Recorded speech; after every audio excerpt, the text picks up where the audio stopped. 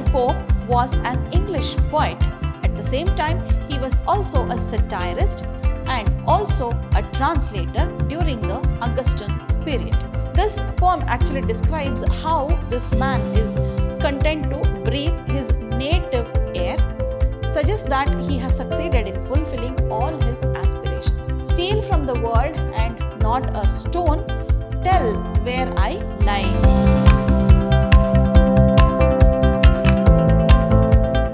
Hello everyone, I am Dr. Shalini, Professor of English, Vidhyaashram First Grade College, the Temple of Excellence, MYSURU. Today we are here to understand one of the wonderful poems prescribed by University of Mysuru for first sem B.Ca. We'll be learning about the quiet life. So this quiet life is written by Alexander Pope, who is a wonderful poet. Let us see what is there in today's session. We are going to understand about the poet, then we'll move on to the title and the theme. Next we'll understand the summary of the poem, then the poetic devices that are used in this poem, at last the conclusion. Let us now begin with the introduction of the poet. Alexander Pope was an English poet. At the same time, he was also a satirist and also a translator during the Augustan period. That is during this time, that is the 18th century. He was one of the greatest artistic exponents. So what more to say about Alexander Pope? So his best known poetic poems collections are The Rape of the Lock, The Dunciad, Essay on Man and an Essay on Criticism. So this poem is also from the Ode to Solitude. So let us see what is there in the poem. We'll start with the theme and the title of the poem. The quiet life that is written by Alexander Pope describes that is how content a man can be, what is the true satisfaction a man can have in his life. Like even though he is in this world, he is detached from the materialistic world. So that is what the true attachment, the true content is what the poet tries to say. This poem actually describes how this man is content to breathe his native air, suggests that he has succeeded in fulfilling all his aspirations. Let us see what are the aspirations the poet has and how it can be fulfilled. So coming to the poem, the summary of the poem. Happy the man is whose wish and care a few parental acres bound, content to breathe his native air in his own ground. Can you just feel what the poet is trying to say? He feels that he talks about how a man can be happy. So happy the man whose wish and care. So a man, if he wishes to care, what should he have? A few paternal acres bound. So acres bound, he has to have his own land, okay, some land of his own, that is few acres. Content to breathe his native air. That means he should be very happy. He'll be very satisfied if he breathes his own air. That is native air. Somewhere in the countryside wherein he can have his own land and breathe the air of his own. In his own ground. So this own ground is something that belongs to that man only. Okay, so in this first stanza, the poet is trying to say that a man should have his own ground, that is his own land, in order to feel happy. So what else should be there in this ground? What else should he have for himself? Whose herds with milk, whose fields with bread, whose flocks supply him with attire. So if he has cows, in that ground only, he should have cows also which give him milk. Whose fields with bread, the place where he grows the crops, it should supply him with bread. Bread doesn't mean the actual bread, it is the food that is available to eat for him. Whose flocks, that is the sheep he is talking about, flocks supply him with attire, that is whatever cloth he wants to wear, whatever clothes he wants to wear, so that is supplied by him, the property by him only, that is the sheep that he rears. Whose trees in summer yield him shade, in winter fire. So the trees around there, that is in the place wherever he has, so in summer those trees should give him shade. Okay, there should be so many trees that give him shade, and in winter, fire. He can use the same dried wind in order to light the fire and get warmth during the winter time, is what the poet tries to say. So he should have cows there, and he should have some crops that is grown, and the sheep that gives him some cloths, and also some trees that give him shade during summer, and same trees can be used to light fire during winter. So these things should be of his own, is what the poet says. Blessed who can unconcernedly find hours, days and years slide soft away, in health of body, peace of mind, quiet by day. So the sentence is incomplete here. It continues to the next stanza also.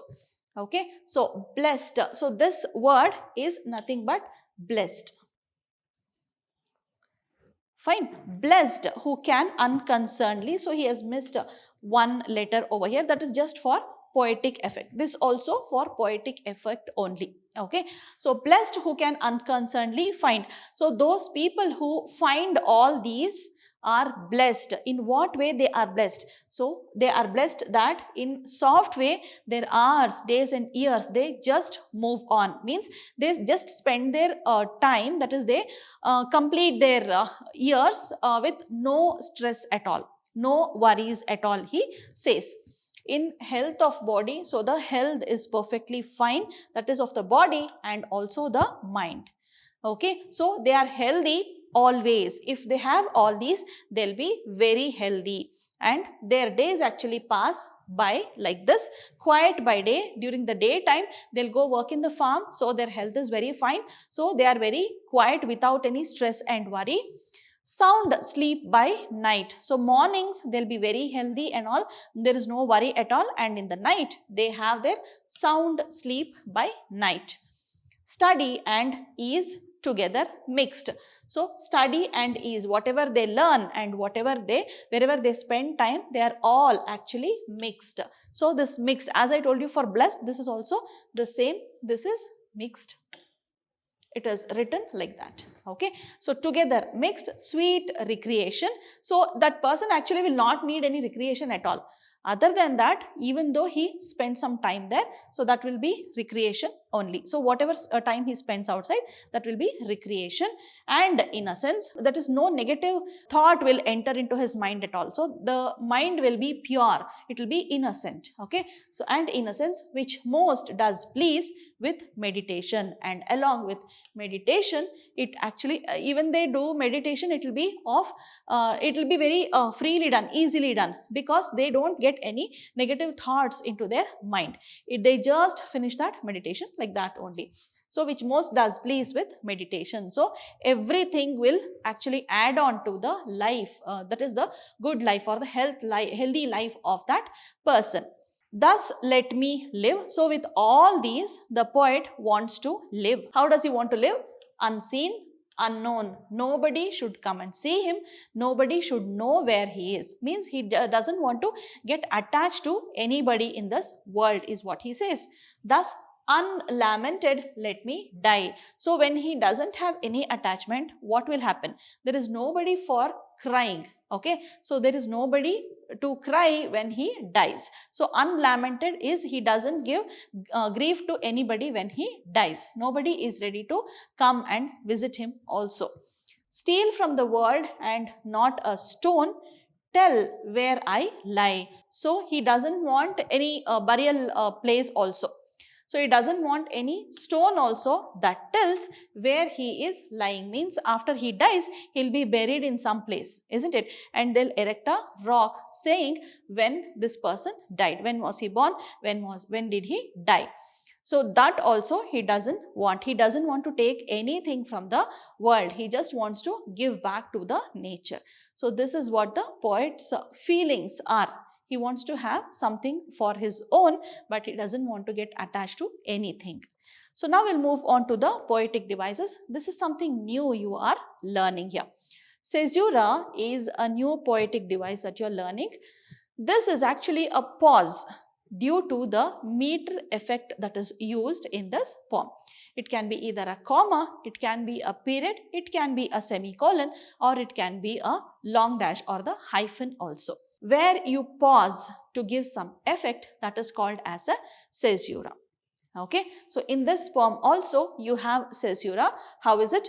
Together mixed, there is a pause, sweet recreation. Again another one, happy the man whose wish and care. Obviously you stop over here, you give a pause, isn't it? So whatever pause you give over here, so that is called as caesura. Okay. We'll next move on to anaphora. Anaphora is very common. It refers to the repetition of the same word or words at the beginning of multiple lines of this verse. For example, whose starts with many, who starts in many lines over there. Then also, thus also. In stanza 5, you can see, thus also gets repeated. Okay. So if you want, you can just go back to the poem and then see how it is repeated. Next, last one is alliteration. Alliteration occurs when this poet repeats the same sound in the beginning of the word. Okay. So for example here, sound sleep. Sir sound is repeated, and study is also, you can study also you can include over there. So that is in one line of this fourth stanza, and let and live in this last stanza. So there are many examples like this, but I have taken only 2. You may go back to the poem and check for those. So these are the only 3 poetic devices that the poet has used. We'll just move on to the conclusion part now. In this poem, the poet actually advocates to keep quiet, to introspect. Means you shut your mouth, then your inner mind will open. You will understand yourself better. Okay, because you listen more, you will start understanding yourself more and more. You start observing things, then you understand more and more about yourself. So only you, if you shut your mouth, then ears will be open, eyes also will be open. So even I suggest the same. Speak less, understand more. In order to understand, you need to observe, you need to listen also. Speak only when it is required. So that's what the poet is also trying to say. In order to introspect, to understand yourself better, and to build a peaceful and harmonious world. So in this way, if each person minds his own business, the world will be very harmonious. There will be no hatred at all. Okay, what you call Vasudhaiva Kutumbakam, that can be achieved by this keeping quiet. He also asks all the human beings, the poet asks all the human beings to stop all worldly activities for a while and spend a few quiet moments in tranquility. Means you have to spend time with yourself, is what the poet is trying to say.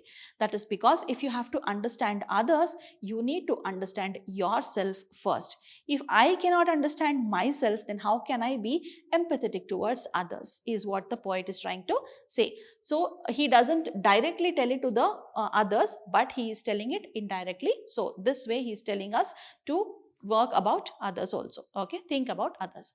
This was the summary of this poem, The Quiet Life. Thank you so much for your time. Let us meet again with another more interesting poem. So please watch the video, go back to the poem, read it again, so you'll be able to understand the nuances of it. See you soon. Take care. Keep learning. Bye-bye.